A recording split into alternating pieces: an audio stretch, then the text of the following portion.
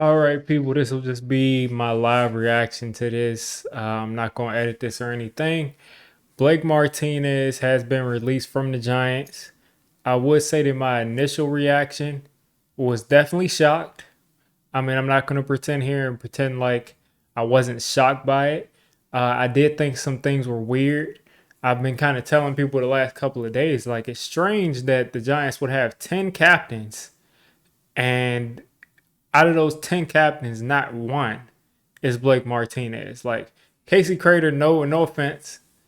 I just don't think he's more of a leader for the entirety of the team. He may be for the special teams. I don't know. But I just didn't think that a lot of these guys were bigger leaders of the defense than Blake Martinez. Even looking at Dexter Lawrence, I just didn't see it. So it really was kind of shocking to me to see that he wasn't a captain. Going back, 2 months, I saw that McKinney was calling the plays, and I was saying, okay, McKinney's calling plays. That's fine. It's Wink's defense. Wink has the safety a lot of times in the driver's seat calling plays. So I'm like, okay, that's fine. But when you combine them together, I was just thinking Blake has to be pretty disgruntled to be here and not be calling plays and not be a captain and pretty much have, like, at least from an outside perspective, have his complete leadership of the team and his standing within the defense basically being stripped away because he went from being the voice on the field of the defense, being the quarterback of the defense, to not being that, and then also losing the C on his chest. So I don't think it was a huge deal, but I did think that it was something that stood out to me. And then we see all the things from Joe Shane of him saying, he's going to have to make some moves. He's going to have to restructure at least a contract so we can be, under the cap, or yeah, technically under the cap. Because I think at that point earlier today, we were around 4 something million over the cap.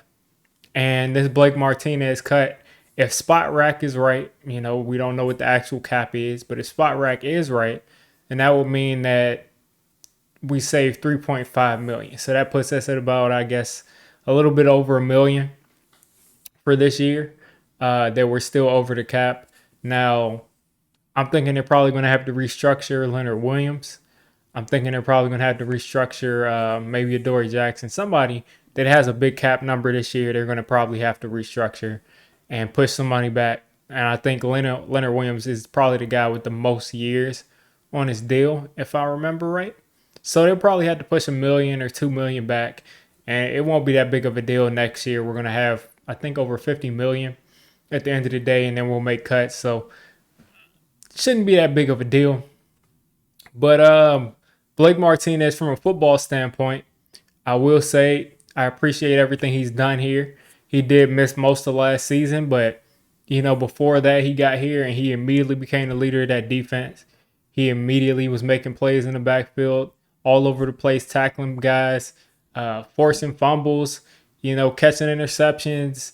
Not being elite in pass coverage, but being good in pass coverage, and that's really all you need from a middle linebacker if he's going to be effective as he is on those first two downs, to also be able to be good in pass coverage. So he was really, I think, a Pro Bowl level linebacker for us, at least that first year, and he probably would have been his second year had he not gotten hurt. Now, did he make one play this preseason or even in this offseason that stood out to me?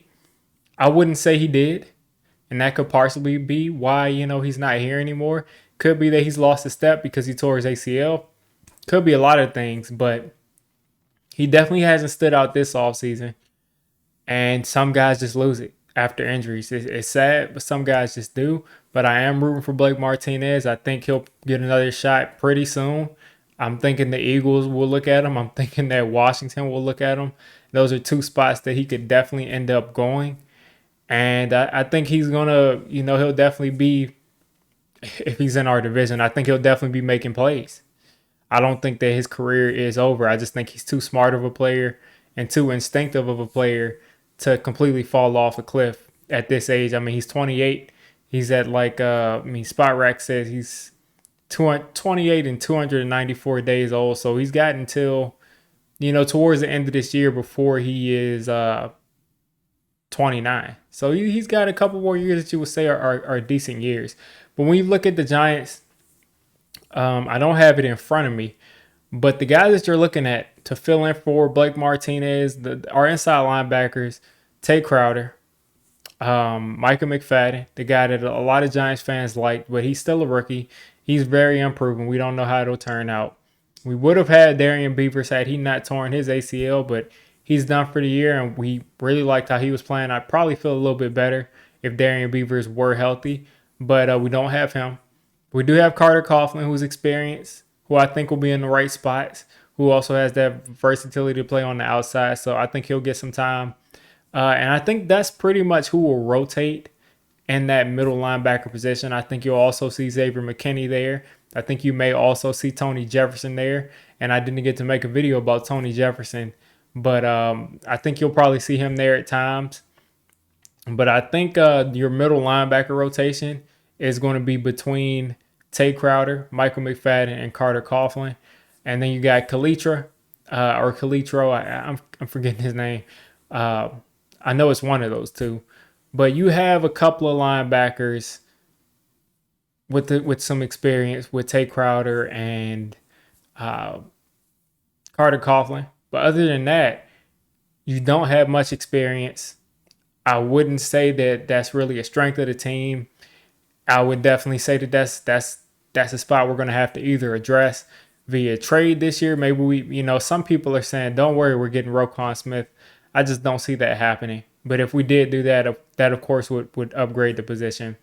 If we didn't do that, which I don't think we will, I'm thinking middle linebacker is a position that we're probably going to address either in the second round or third round next year in the draft or in free agency next year with the starting level middle linebacker. But altogether, I'm feeling from this. I mean, listen, Blake Martinez was a very good player for us, even a Pro Bowl level guy, but is a middle linebacker and in a time where the Giants are basically rebuilding. They're basically, solidifying who they're going to be going forward. Blake Martinez was not going to get re-signed. I just don't think he would have. I don't think he's part of our long-term plans. He just wasn't. And he's a middle linebacker. My key positions, as far as building out a team, I think you need your tackles. I think you need your edges. I think you need your quarterback. And I think you need your cornerbacks.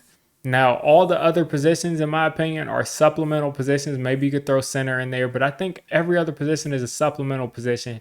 And we got Aaron Robinson playing cornerback too. We got a ton of guys in the secondary who are awful. So has Blake Martinez really made us this horrible defense just because we lost Blake Martinez? I don't think so. We looked decent at times last year with no Blake Martinez.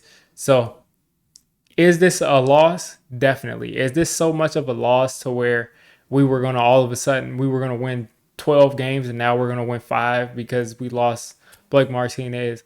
I just don't think so. I think at the end of the day, I had the Giants winning somewhere between 7 and 9 games.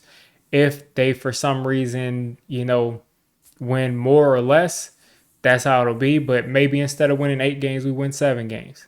We're definitely going to see how much he's missed week 1 against Derrick Henry in that run game. If Micah McFadden is in the backfield making plays and tackling Derrick Henry, I don't think it's going to make that big of a difference.